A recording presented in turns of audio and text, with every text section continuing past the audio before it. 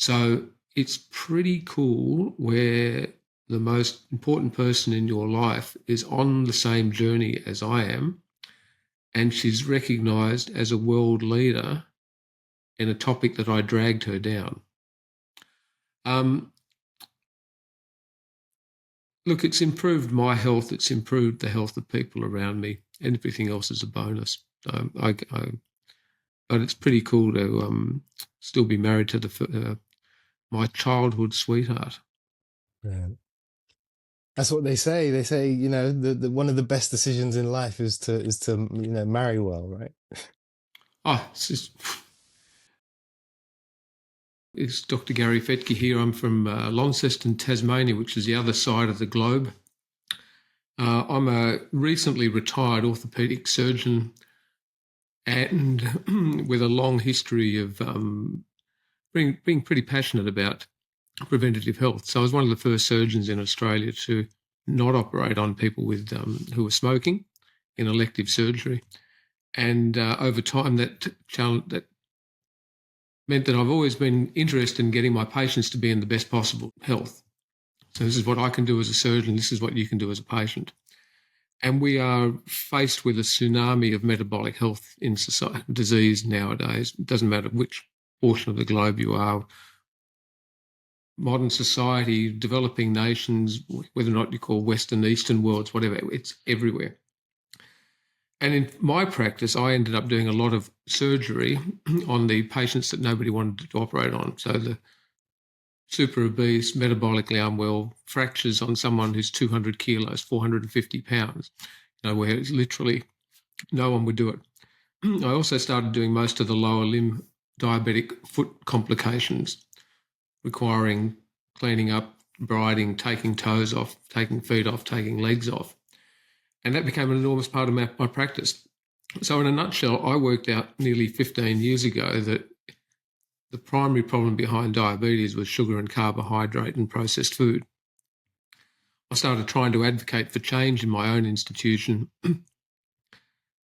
started trying to change hospital food, and in the process of that went on social media and ended up very quickly within being targeted by the sugar industry, Coca-Cola, then being targeted by the cereal industry, the processed food industry, and over time by the pharmaceutical industry.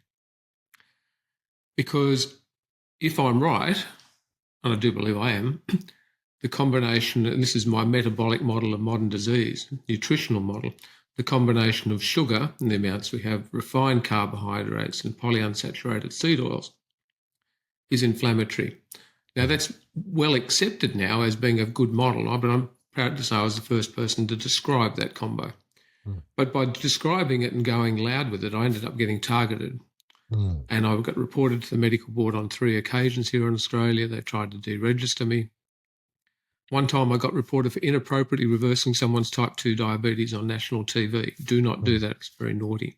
And after nearly 5 years of being dragged through the mud, publicly, legally, challenging it left, right and centre, but staying in social media, my name was ultimately cleared. I was apologised to, and I've been vindicated that that issue of ultra-processed food is a major contributing factor to modern disease. And to take it full circle, low carb, or what we technically call therapeutic carbohydrate reduction, or ketogenic diets, is now in our national diabetes guidelines, and here in Australia. It's now adopted by the Australian Diabetes Society and Diabetes Australia as best practice. Brilliant. So after being told that I was completely insane and dangerous, and even if it was proven to be best practice, I wasn't allowed to talk about it, which is complete nonsense. These are the findings that were against me. Ultimately, we're getting the last laugh. So Australia, through a lot of work by ourselves, not just by myself, but a group of us, we've been able to change the guidelines. First country in the world to get it through all those layers. So we hope. So that's now, look, it's common sense. It works, and it will make a difference. So we're proud of the role we've played in that. But Brilliant. In the process, taken a few arrows. Yes, yeah. And in regard to arrows, this is probably going to sound like a bit of a cheeky, potentially clickbaity question, but could you elaborate on why the fear of masturbation is kind of at the root of, you know, you having being Well, censored? terrible thing to call it the root cause, isn't it? Well, yeah. It's really so. Myself and others have been debating the science, and so Mm, what I say, what happens inside a cell is science, biochemistry, physiology. That's what happens inside a cell. The moment you get outside of the body, it becomes political, vested interests, ideology, religious ideologies in particular. So whilst I'm arguing the science, pretty well much doing a PhD in debate, in discussing this at a medical board level and presenting facts and facts and facts, my wife Belinda is now recognised as the world expert on the vested interests that are shaping our dietary guidelines. And she's writing her book finally. Everyone's been encouraging her to. She's 300 pages into it. It'll be a tome, but it will be when you realise how a book, you know, without giving too much away, is who decides what we eat, why we eat, and when. And so when you realise that all of our beliefs of what we've been told to eat have got nothing to do with our evolutionary diet and our eating our fresh local seasonal food, that you realise our dietary guidelines have been written by vested interests. So, you know, you ask that simple, you know, the long answer is, if you go back to October of 1917, the formation of the American Dietetics Association occurred, with 9 processed food industries supporting them on day one, only with 6 weeks' notice, which is interesting. But the founder of the American Dietetics Association was a woman by the name of Lena Cooper. Lena Cooper also was the first dietitian for the American Defence Organisation. She wrote the textbooks for dietetics for all of the Western world for the next 40 years. So in the UK, Australia, New Zealand, Canada, the United States, everywhere where dietetics, where food and guidelines were considered, Lena Cooper had written the dietary guidelines, or had been essentially directing the pathway. And we've got her original textbooks. They are essentially vegan. It's an anti-meat agenda. So if the history is fascinating, both in that time period, particularly 1910 to 1917, medicine was completely corrupted by the pharmaceutical industry, and the processed food industry was there on day one. So if you backtrack from Lena Cooper at that point in time was a protege of John Harvey Kellogg and the Kellogg's family and the breakfast cereal industry. And the breakfast cereal industry was pretty well started by the Kellogg brothers, based on a philosophy, which is where your clickbait is. Yeah. That John Harvey Kellogg invented cornflakes to quell our lustful thoughts and to stop us from masturbation. And that was in his defence, okay? So we're not anti-religion, we're anti-propaganda. In his defence, John Harvey Kellogg started typesetting for the first family of the Seventh-day Adventist Church when he was a 12-year-old. And the first book that he would have typeset by Ellen G. White, who was the prophetess of the Seventh-day Adventist Church, was a book, I forget what's the name of it. Belinda will kill me for not knowing the name of it. But essentially it was a book pretty well for mothers to stop their children from masturbating, because masturbation was seen as the greatest sin, and you'll never go to heaven. So here's a 12-year-old completely brainwashed, typesetting a book, completely engulfed in this atmosphere that if you masturbate, you will go to hell, or you won't go to heaven, which is the equivalent of going to hell.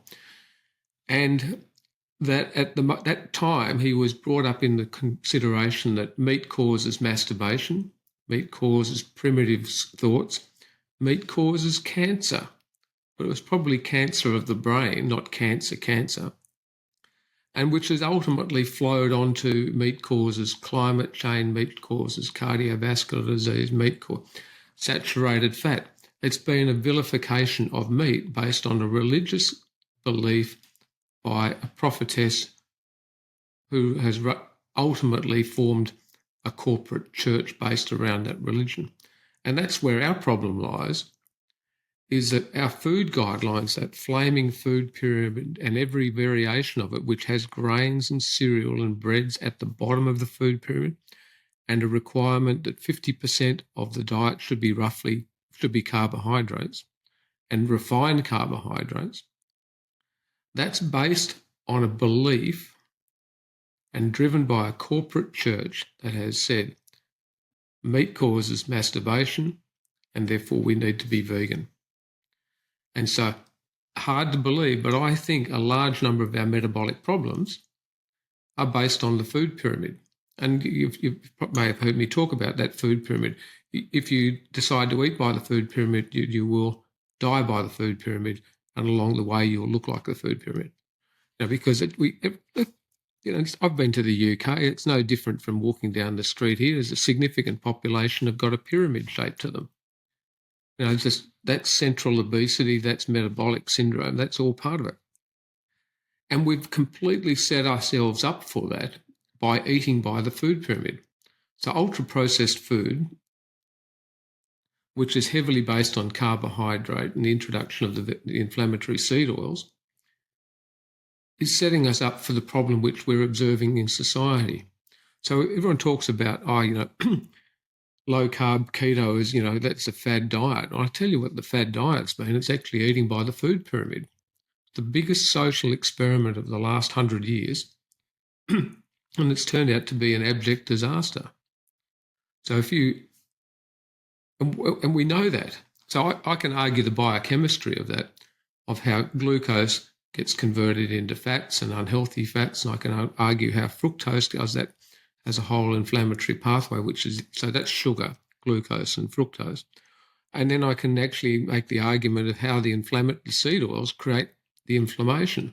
So we've actually created a perfect storm in the food that we've created, which has created inflammation in every corner of the body.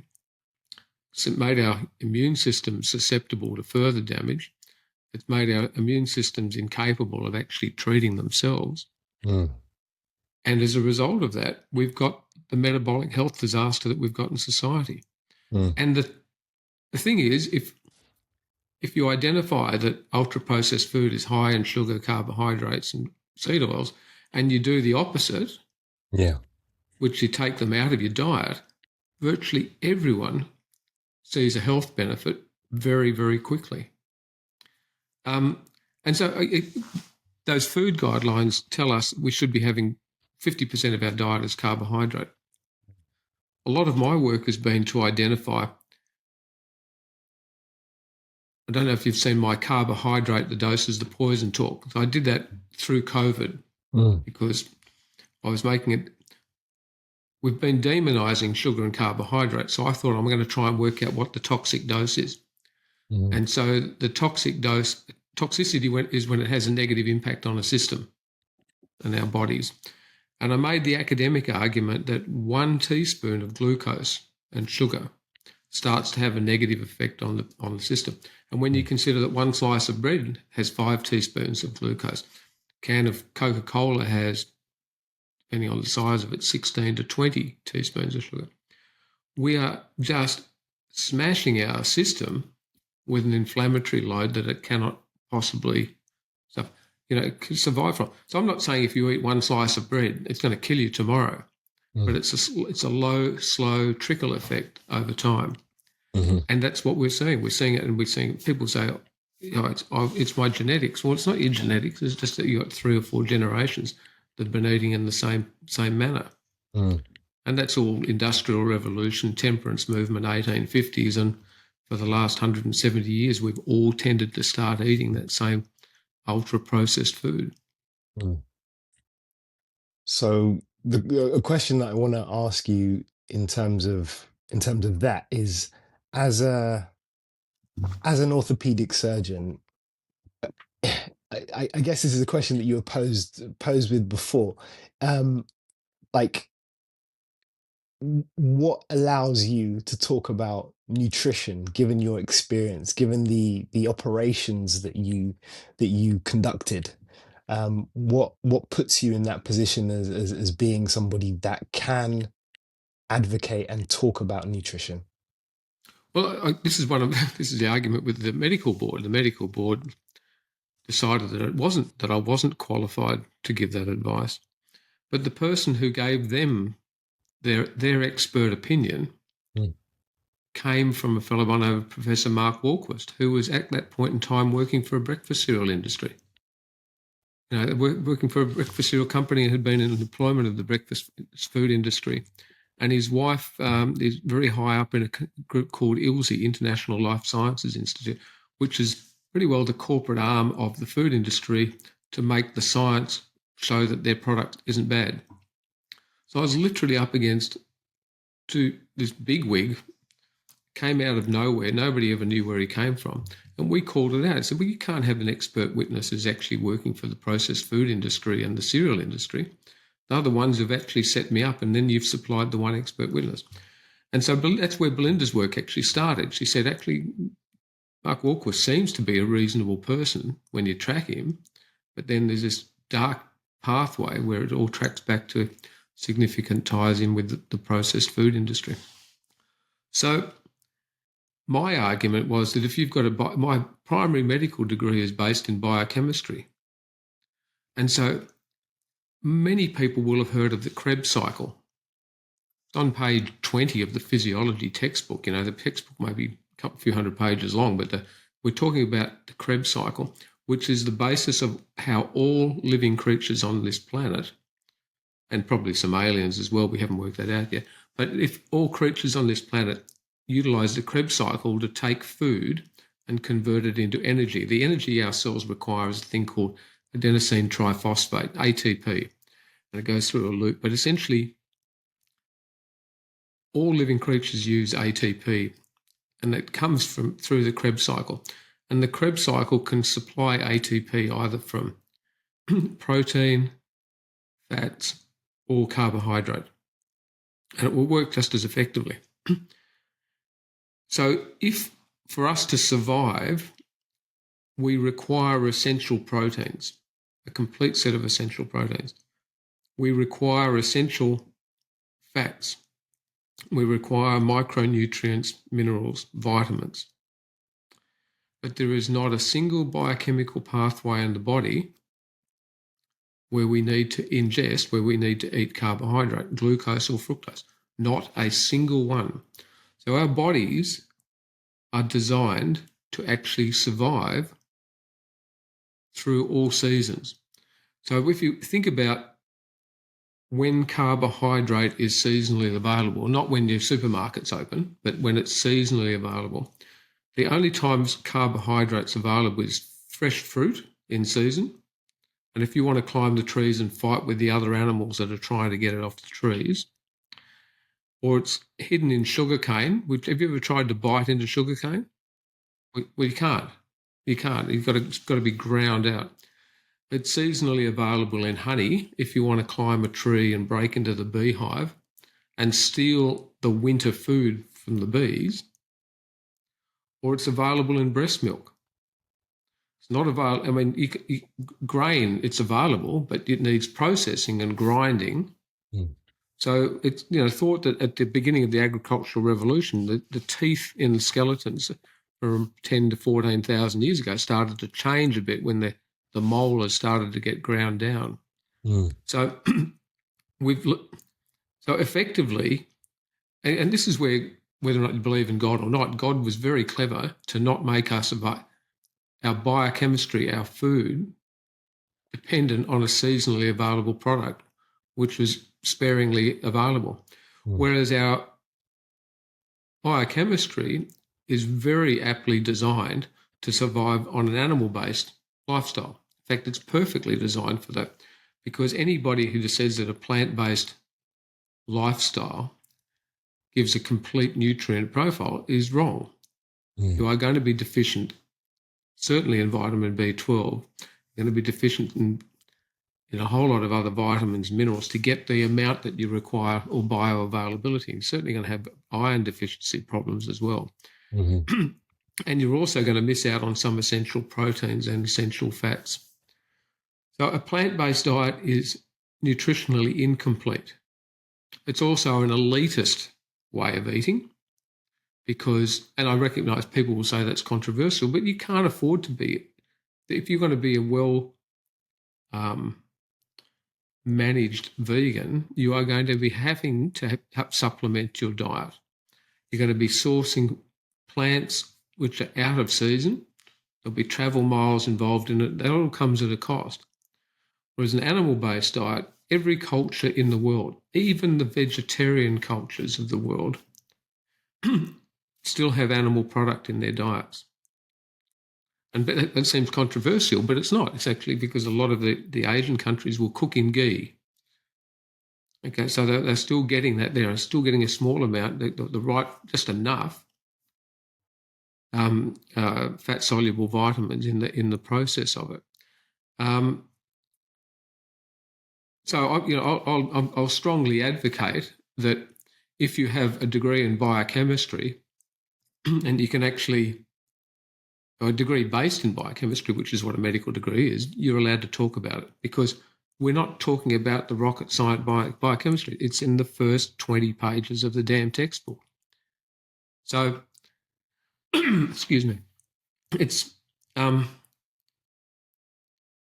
so combination of my case, Tim Noakes's case in South Africa, Annika Dahlqvist's case in Sweden, we were all sort of being under the hammer at about the same time, but we've all been cleared. And that has literally opened the door for every doctor in the world to do best practice and recommend a nutritional diet, lifestyle, which is against the guidelines. Because the guidelines are wrong. And the guidelines are nutritionally inadequate. Yeah.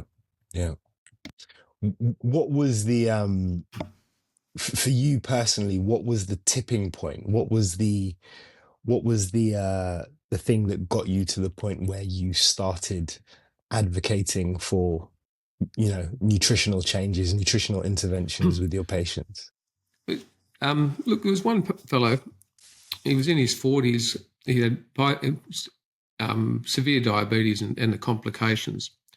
And I was in the situation of nearly amputating both of his legs. And ultimately I amputated one leg and only part of his foot on the other side. But he was in hospital and we're trying to manage his out-of-control diabetes, and he was sitting there eating ice cream. And I said, what the... And, it's a colloquialism, we can say it, WTF. I said, this is crazy. And then I'm told by the hospital, oh, no, he's allowed to have ice cream. And in fact, if you go through hospital food guidelines in Australia, there's a recommendation to have 3 servings. You can have 3 servings of ice cream per day. And in between having snacks of chocolate biscuits, cake, on a breakfast cereal full of sugar and carbohydrate. And in hospital food, and it's no different in most places in the world, I said to the doctor, where is the protein? I want my patients to have protein so that they can heal. So I was arguing that my patients just get a thing called a boiled egg and a piece of cheese and a full-fat yogurt. And so because that's at least some protein, some healthy fats getting in, and it's not going to spike their blood glucose. And it got to the point that I had to actually chart on the medication chart 1 egg, 1 piece of cheese twice a day. And you could actually literally see these patients with chronically infected, rotting flesh. And I know that sounds pretty ugly, and it was. You could literally say that just with the introduction of an egg and cheese, you could start to see healing occur. And so I got reported to the... one of the things or claims was that I presented a national food industry at their invitation. And my second slide was hospital food is crap and it's killing my patients. And the medical board investigated and asked the hospital to find out how many people directly died from the hospital food. And I said, it's a frigging figure of speech. If you set an example of bad eating to patients in hospital, then they'll take that home. And over time, I ended up having a whole group of patients who said when they were in hospital, they had diabetes, and when they were at home eating a low-carb diet, they didn't have diabetes. So they were terrified of going into hospital because they couldn't get access to real food.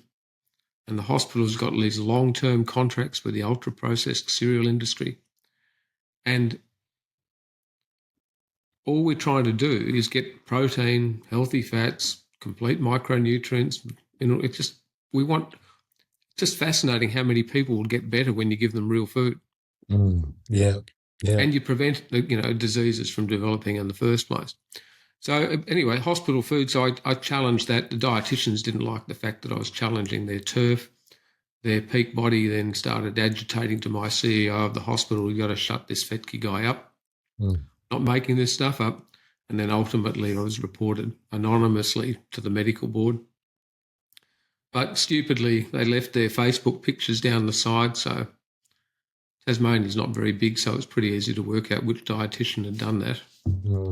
So it wasn't, it was a pseudo-anonymous report. But if you leave the gateway open, we're going to try and find out who's because I got reported on 3 occasions, but on no occasion never has there been a case of patient harm. I don't mind. You should be investigated if you're causing patient harm. But if you're causing harm to the profits of the cereal industry, then that you shouldn't. And we've got that minuted. We've got the documents from the breakfast cereal saying in their industry, their minutes were profits, cereal sales are down in Australia and New Zealand, and these 7 people are to be targeted. And I was the only Australian doctor on that list. You can't make it up. It's surreal, but that's what it is. They literally, that's a system protecting their profits. But the cat's out of the bag now. Many people talk about, cutting back on sugar. Here in Australia, we've got several types of low-carb beer. Yeah. Now, I'm not advocating that people go out and drink, but the fact is that the market's already determined that there's a profit for it. And it does drive me in, half insane, more insane, that you go down the supermarket and you do see shelves now of keto bars, low-carb bars. Please, everyone, don't eat them. They're ultra-processed, got a whole lot of chemicals and preservatives in them. And I've got people that have used a glucose monitor, stick it on the arm, and they have the keto bar, they have the low-carb bar, and it spikes their blood glucose more than junk food. So look, if it comes in a plastic bag and it's got a label on it, particularly with 5 or more ingredients, don't eat it. Yeah. That's not food, that's a chemical shitstorm. You can edit out that if need be. No. Swearing's allowed. Swearing's allowed. Oh, okay. Let's go for it. All let's right. go for it. Every second word. I've been deep diving into a lot of your interviews, and also have a good friend of mine who's he's a blue collar guy. He's a truck driver, and he's wanting to get into to become an electrician. So he's invested a lot of money into this course. At the same time, he has been diagnosed with ADHD. He's in his 40s. And whilst I was kind of watching some of your videos and thinking about the role that you had as an orthopaedic surgeon, it suddenly dawned on me that the medication that he was taking for his ADHD, this is going to be very sensitive and controversial, but is potentially, I saw it as analogous to the amputation of certain parts of his cognition. One of his concerns with taking this medication was that he was struggling with his concentration and his memory. So for me, it was like, oh, wow, is this like, the analogy of, cutting off a limb in terms of diabetes to, restricting parts of the brain in order to make it heal in effect. And then I started looking at the whole kind of the things that low carb can help with, and it seems like low carb is a cure-all almost. Would you agree that low carb's a cure-all? Do you agree with that analogy at all in terms of, you know, pharmacology and drugs for mental health? Yeah, well, yes is the simple answer. So I realise you're in London, but if you've got a car, Hmm. okay, petrol or diesel, Petrol. you ever put a bit of diesel in it? Just a little bit in moderation, won't hurt. Yeah, No, I haven't. I haven't. Yeah, yeah, right. yeah. So we pay more attention to the fuel we put in our cars than the fuel we put in our bodies. Mm-hmm. So ideally, you put the right fuel in your car and you expect it to be running efficiently. If you put the wrong fuel in the car, you won't be surprised that you lose performance. You're spending a whole lot of time in the repair shop getting it serviced. You can spend as much time polishing it and washing it, but not until you actually put the right fuel in the car will you get any chance of improving. Mm. And so, again, this is my nutritional model of modern disease. Every single condition in the body from diabetes, mental health, right through to cancer, all has an inflammatory component to it. And the very first thing you've got to do is reduce the inflammatory load upon the body. And I work with some gastroenterologists who call it low carb keto. They call it the anti-inflammatory diet, which is what it is. If you reduce inflammation and you stop harming the thing, then you'll see how much can improve. And Georgia Reed, who's a psychiatrist in the US, George has written a great book. She is a wonderful, wonderful lady. I've spent some time traveling with her. And that book really, this should be the first line of management in all mental health diseases. And you can put up a blog or a post about mental health disease, and I think it probably improves depression in 50% of people. I've got many, many cases and stories of people with ADHD having dramatic improvements and coming off medication. That's anecdotal. George has written about it, and there are now papers that are coming out about it. So I think metabolic health disorders, inflammatory conditions, are primarily a lifestyle-related disorder. And therefore it requires a lifestyle-related management, not straight to medication. And unfortunately, we've got a health system around us everywhere which has been compartmentalised to the point that you come in with a condition and rather than going to the root cause, we just go along and band-aid it with a drug. And then that drug has a side effect. And we band-aid that side effect with another drug and then another one and another one. It literally just rolls along. And welcome to big clinics where you've got multiple doctors and you don't see the same doctor over and over. And that group medical care is destroying the health of patients because a patient will have a complication from a drug. They go and see another doctor. And that second doctor or the third doctor is reluctant to stop the first drug because it was obviously put on for the right reason. So they just band-aid and add another drug. And so the term polypharmacy, again, the medical board can come after me in retrospect. This is one of the reasons I retired. I used to have patients that come in with a chart or so many drugs that I needed to write out 2 or 3 charts. Anybody who needs 20 different drugs on a day does not need 20 different drugs on a day. Mm. So I worked out what I thought they all needed to do to survive the operation. And guess what? Nobody died from me taking them off, a statin for a week or two. Mm-hmm. And it is an anecdotal story. Well, not anecdotal.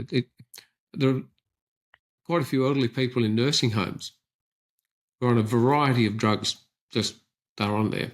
And they get pretty close. They go downhill. Their whole health deteriorates. And it's made a decision, we take them off all those drugs. Mm. And they get better. And then, because they get better and their cognition improves and their health and their blood pressure is all better under control, they go back on the preventative drugs and get sick again.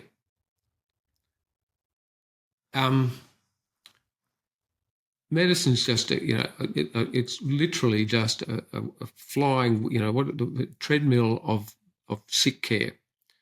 And for me to see the ability to turn people's lives around by just encouraging them and supporting them to not eat crap food was a far greater effect than any surgical outcome. It's a great privilege to do surgery. It's one of the great, I used to point it out to the registrars, do not take this for granted. You are given a position of great authority and privilege. And a lot of people said to me, why are you throwing it on the line because of all this low-carb nonsense? I said, because this is more important than my career. I'm not that nice a guy. I'm just passionate. And so when you realise, and a lot of people, I say, do you know what doctor means in English? In Latin, sorry. No, Don't worry, for most doctors don't know. Don't know, yeah. It means to teach. Okay. It doesn't mean to treat. It doesn't mean to care for. It doesn't mean to make money. It doesn't mean to operate. It is to teach. So that's why you get a doctorate. It's teacher, the teacher. So therefore, the great privilege is to teach. And if you can teach someone to turn their life around and all their problems, I had so many people that if I got them to give up sugar and carbs before a knee replacement, I said, would you just do this because I need to optimise your care, and then come back and we'll just review you in 8 weeks' time. Half of them didn't need a knee operation. And that's, and there's good science behind that with the insulin effect on the what's called osteocytes in the knee. So that if you're in a high insulin environment, so you're eating a lot of sugar and carbs, you're insulin resistant, your insulin levels are up, that has a direct effect on the osteoarthritis in a joint. It's brilliant. It's really simple. And if you drop the insulin level, then the pain gets better. And they had patients they're improved to the point that they didn't need an operation just from a change in diet. So I ended up operating less and less by simply, encouraging my patients to do an intervention. Not everyone can do it. I didn't, stop operating. I just encouraged. And then you realise what a wonderful tool that is. But as a result of this, my social media reach every day reaches more people in the world than I would see in the entire lifetime of medicine. I think so therefore that's very powerful. And now a lot of the time we're supporting others who are trying to do the same. Because I know I'm just an old dog in the game, and that's why we're having a chat to you, and I'll hand you the baton and off you go. And is there a concern with the message that it will create a distrust with medicine? Good. Yeah. I don't have a problem with that. We live in a time of disinformation, misinformation. And I've done lectures on the failure of medical education. So it's really important to know where your information comes from. And unfortunately, we can track our textbooks, most of the literature, most of the research that's done in the world, and particularly in the last 100 years, has effectively been a voice for the processed food industry and the pharmaceutical industry. I'm sorry that I fell for it, but I'm not sorry now. But what now makes me cranky is when there are doctors out there, healthcare professionals right across the spectrum of healthcare, who keep saying, "Oh, what we're talking about is bogus." So if you've got, and I'll take from Tim Noakes, I think he was the first person to say it, but I completely agree with him. If you're a doctor and you have a patient with diabetes and you do not discuss therapeutic carbohydrate reduction and the role of carbs in their diet and their health and their medication, and you don't try and support them, then you're negligent. think we've come that far now with this topic, and the fact that you can buy low-carb beer and all this keto stuff in the supermarkets, that if you're a doctor and you don't at least have the discussion, then you're negligent. And those strong words, but we've had to use those words to actually get this topic across the line in the management of diabetes here in Australia. And it's as simple as, if you've got to see a child with a peanut allergy, you don't give them peanuts and then drugs afterwards to keep them alive. So effectively, everyone with diabetes, whether or not it's type 1 or type 2, has an intolerance of the carbohydrate they eat, and they need to take medication. But if you actually stop giving them the carbohydrate, they need to have much less medication, or they can come off it. Yeah. It's just, and who misses out on that? Well, the pharmaceutical industry, the processed food industry. Who wins? It's the local farmer who's supplying the fresh, local, seasonal whole food. And that is a decentralisation of information, decentralisation of society away from the big corporates. And I actually think I do a lot of listening and reading outside of the box of nutrition, and maybe the next wave we are about to enter is in a phase of decentralisation of society. I actually was supposed to do a TED talk right at the beginning of COVID. Without being smart about it, the talk was all about the fact that COVID was about to come. And in a nutshell, I was really talking that if you factory farm animals and you centralise them all, then they are prone to illness. And I think we're factory farming humans. And we've centralised societies. We've been literally giving them crap food, highly inflammatory food. And all we need is one little thing to come through and create an enormous amount of havoc. And so comes from a centralised system, centralised society. And because all TED Talks have got to finish on a good note, the answer was to decentralise. And we're in Tasmania, far end of the world, about as decentralised as you can be. And our COVID experience was pretty benign. Not to say it didn't affect people, but it was pretty benign.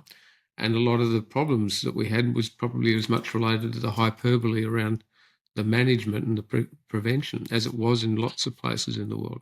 But our kids were in Melbourne, and they went through in Victoria, and they had a horrendous time. So I'm all for decentralising our food, decentralising our societies to some degree, bringing it back to the local community, even though we're talking on opposite sides of the planet now. Yeah. What would you, connected with the decentralization, the farming, the reason why we connected, you are somebody that's kind of, you have an intimate relationship with how the ultra processed food industry and the negative aspects of the pharmaceutical industry have censored you. Is there something that we should look out for in terms of how those industries will continue to perhaps influence the high carb kind of consumption? Do we need to kind of look out for the way things are marketed in supermarkets? Do we need to support our local farmers? What would be the things that you say that we should, or you think we should kind of look out for in terms of, you should look out for tactics each or other. techniques? Yeah. The first thing is look out for each other. Lead by example. You lead by a personal example. You lead, as a family. Then you lead, and you influence those around you as you can. And you can't force people to eat one way or another. You can just say, look, this is an option. Or a lot of people will go, oh my God, gosh, you look good, or you've lost a lot of weight, or you look healthier. What have you done? What have you done? And so therefore, that's how you can take it forward in some respects. So that's a grassroots thing. So there is a grassroots movement. Social media, whilst we still have the ability for some free speech in social media, and I understand that's getting contracted as we speak now, but social media still is a method of exchange where these ideas can go through. And I came up with a thing called the N=1 movement, which ran out of steam through COVID because even I run out of steam at some point in time. I can't juggle everything. So, and what that was is people say, how do I take this up with my doctor? And what you can do, and this is why, is you can take an aggressive mode, which doesn't really work, or you can take a passive mode, which I quite learned the Mahatma Gandhi salt march. I call it the low-carb march. I registered that as a website, low-carb march, and then N=1 study, N=1.com. Anyway, I haven't done, again, you can't steal them because I haven't done anything with them. Anyway, so essentially what it is, if you go to the doctor, let's say you go with your mum. Your mum's got metabolic syndrome, she's got diabetes, or she's got irritable bowel, or she's got high blood pressure, or she's got a mental health problem, or whatever. And you go along to the doctor with your mum and you say, Mum's asked me to come along. And then you say, say to the doctor, I've heard that low carb has has been shown to have significant benefits in high blood pressure. What do you think about recommending that for my mother? You see how passive that is. I have heard that low carb has significant benefits for ADHD. What do you think about that? I've heard that low carb has therapeutic carbohydrate reduction can reverse type 2 diabetes. What do you think about it? And if the doctor is confronted with that question every day, twice a day, 3 times a day, they will succumb because the evidence is so much in the favour of this as having a benefit. So I was having a chat to someone today, a prominent Australian, who reached out to me for help. And I said, we had a great discussion, but effectively it was, you have the ability, if I will recommend something to you, if it has low cost, virtually no side effects, and potential great benefit. Who wouldn't try it? This person had spent over $100,000 travelling, trying to sort out something, and I suggested to her a $30 cure. I said, try this for 2 weeks. You will know within a fortnight whether or not it's beneficial. And that will save you another trip to the United States. And so therefore, this is where low carb is. It's safe, potentially very effective. It has no side effects. Eating real food does not have any side effects. You might go through a bit of salt imbalance and magnesium imbalance as you come back around to it. Some people get a bit of constipation, others get a bit of the trots. I mean, that happens when you change anything in your diet. It happens if you get stressed out. If you're not stressed, all sorts of things can change your bowel habit. But effectively, you've got something which is safe and potentially very effective. And I'm not saying it's going to cure cancer and it's not going to cure every autoimmune disease, but there's virtually no one who doesn't get some measurable benefit by improving what they eat. You don't have to be as hardcore as myself. I don't know how hardcore you are, but nonetheless, for me, on my personal journey, it's made a significant benefit. For some of our family members, it's had a dramatic effect. For some family members, they haven't done it and they've got some health issues. And then they asked me about the health issues. And I said, we've had this conversation. If you want me to have another conversation, I'll send you an account. It doesn't go down well if you actually send an account to one of your family. Yeah. I know. I haven't actually had to send them an account. They just shut up, stop asking. Okay, good. Oh, uh, Doc, this has been brilliant. There's kind of like two. Well, I'm hoping there'll be two quick questions for you to end. But it's, you don't seem like the kind of person that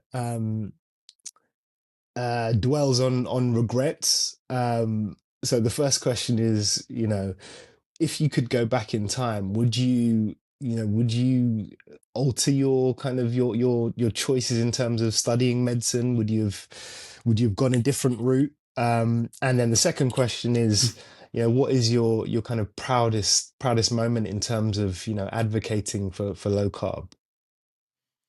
Um, it's really interesting. I think I'd be a pretty good lawyer. I'm not happy I've done law because I'm helping a group out with a class action at the moment. They rang me up for some advice, and I had chatted to them, and I just came at it from a completely different angle. I've written a book called Inversion: One Man's Answer for World Peace and Global Health, and it's about flipping everything upside down and looking at it from a different angle. They've got nothing to do with nutrition, but I needed to write that book so I could be on the path I am on now, which is keep looking at things from the opposite aspect, and you might find things are quite different. So, what other career path? No idea. I have family circumstances and health problems, which probably meant that I was destined to do it. My mother died when I was young from a medical mishap. I've had family members with medical mishaps. My public advocacy wasn't going to change. That's in my blood. I didn't find out until a few years ago. But my grandmother was a Jewess in Nuremberg who stood up against the Nazis and was denouncing them in beer halls. And my uncle, before he died, took me to see a Gestapo. There was a Gestapo agent saying that he only ever respected four Jews in his life, and one of them was my grandmother. So she started 8 orphanages in Germany after the war, taking in children from all cultures. And so she's very much a matriarch. She passed away when, again, was a kid. So it's really interesting. I didn't know that story, even though I've been on this public health advocacy pathway for many years, until only a few years ago. And I went, oh, my goodness. And it's really interesting to see one of our children is quite righteous and goodness knows. But so careers, no, as I say, what a privilege to have done what I've done. I'm just a state school kid. Belinda and I went to the same school. We've achieved well beyond our expectations, and we didn't expect that we could rock up to most countries in the world, get to a lecture and be invited guest speakers. My proudest moment in the low carb was Low Carb USA a few years ago, where I was the second last speaker before Gary Taubes, who I've got an enormous amount of respect for. But the highlight of low carb was that Belinda opened Low Carb USA as the first speaker. So it's pretty cool where the most important person in your life is on the same journey as I am, and she's recognised as a world leader in a topic that I dragged her down. Look, it's improved my health. It's improved the health of people around me, and everything else is a bonus. But it's pretty cool to still be married to my childhood sweetheart. Yeah. That's what they say. They say, the one of the best decisions in life is to marry well, right? Oh, it's just, yes is the simple answer. And even though I've got an eye appointment tomorrow morning, and I'll just tell you, they rang me to remind me that I had an appointment tomorrow morning. But they rang me about a week ago just about it as well. They do 2 follow-up calls. And she rang this morning. I said, look, I'm happily married. Mm. And she said, sorry? I said, I'm very happily married. And she said, what do you mean by that? I said, well, I'm happily married, so you only need to tell me something once. You've been well trained. Oh, much cheaper that way. Yes, 100%, 100%. Dr. Fettke, this has been amazing. I'm so grateful to. I mean, I've seen some of your videos before, but I'm grateful to Dr. Anthony Chafee for, sorry, kind of reminding me of your work, and it's been brilliant to kind of deep dive and look into more of your videos, and yeah, I'm honoured to have spoken to you Well, see, today. And that Anthony's the next generation, so I've supported him early on, and he's out of control now and going great guns. yeah, And again, that's my role. Is I think we broke a lot of ground, which gave people like Anthony, David Unwin, who you've got in the UK. mm-hmm. Um, uh, we're at the other end of the planet, but nonetheless, we've got some really dear friends. Yeah, You've got some, whirlwinds. You've got Zoe Harkham there in the UK, who's yeah, just yeah. she and Andy are just great friends, and we catch up via a Zoom meeting regularly and just have a yarn, the four of us. Mm. We've got some secrets on each other, so nobody will ever find those out. I'll stop recording this and you can tell me after, yeah? Oh no, I've got some dirt on David Unwin, so Oh, that's brilliant. all good fun. They're good. David and Jen, we've stayed with them. Asim Malhotra, he stayed with us here. Mm. It's we come back to the arrow story. The pioneers take the arrows and the settlers take the land. I think we're in the land now. People can actually talk about this safely. You might cop a bit of flack, but you're not going to get into any major trouble. And at any level now, you might upset a few people, might tread on a few toes, but the toes you tread on are people who actually probably just don't want to say sorry, they got it wrong. And that's what you teach the children. Say sorry, you got it wrong, let's all move on. Medical profession doesn't do that very well. And for me, that was just in life. I used to be the cake judge at the hospital. I'm trying to, redeem my sins for doing that, but I was wrong. So, Yeah. Well, you're doing a great job, and grateful to people like yourself and Professor Tim Noakes for taking the brunt of all of that. So, yeah, we've got a lot to thank you for. well, it was just the right thing to do. Mm. Tim will say the same thing. It wasn't. We're not that we were in that situation. There was a re-emergence of old science. Nothing we're talking about is brand new. Mm. For a couple of thousand years, we've been doing low carb. With the therapeutic carbohydrate reduction was around in the 1800s to actually improve diabetes and obesity. Mm. It just got buried by the food industry and the pharmaceutical industry because they had profits to be made. Mm-hmm. And it was been a social experiment which has been an abject failure. So, we're just, we're not particularly special. We just reinvented the wheel. Mm. But it was glaringly obvious. If you do this, stop eating bad food and you're going to put petrol in your car when it needs petrol and put diesel in your car when it needs diesel. Mm. Mm. It's not rocket science. Yeah, yeah. Oh, brilliant. Thank you, All right, sir. mate. Good Thank you so luck. much for your time, and yeah, enjoy that fire. Well, I've got to go and stoke it. Belinda's No, you got away to with take our it. daughter at the moment, so Okay. the only thing that's enjoying the fire is the dog. So you can see the dog's not in here with me. She's gone. Got out. She'll be curled up in front of the fire. Right. Okay. Well, All right. thank you. Good night, Thank you, mate. Dr. Fettke. All the best. Yeah, you've been awesome. Cheers, See mate. you, mate. Take care.